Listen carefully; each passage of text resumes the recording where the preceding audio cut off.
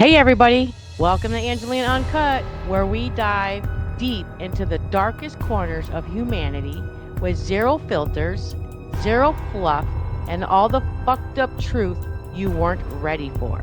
True crimes, killers, cults, and cover ups. And we'll delve a little bit into the paranormal. So buckle the fuck up, because once you're in, there's no uncutting it. Let's go.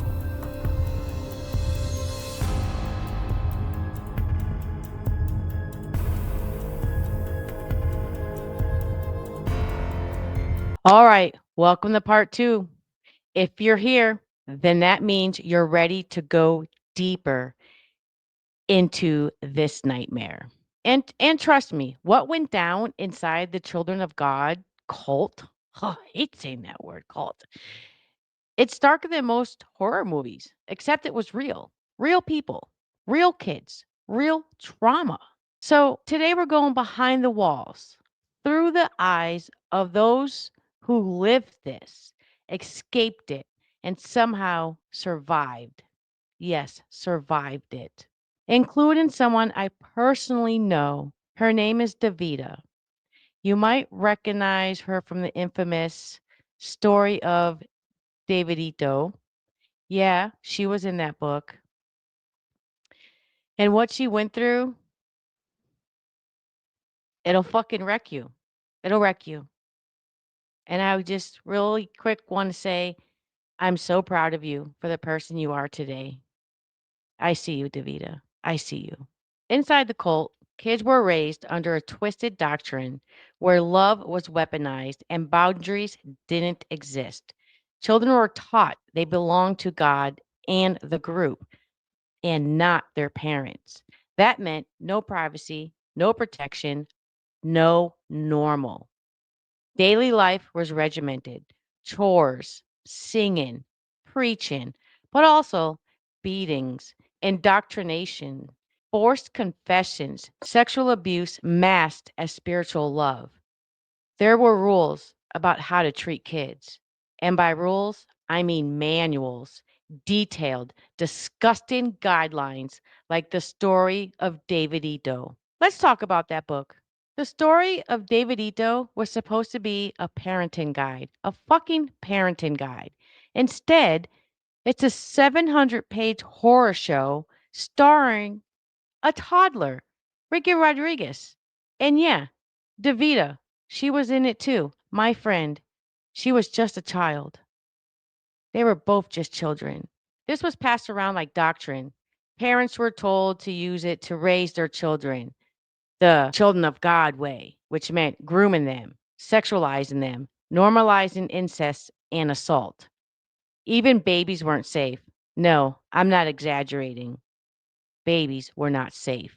I know Davita, and I've heard her story with my own ears, and it's one of the bravest things I've ever witnessed. She's not living her life and wishing for pity.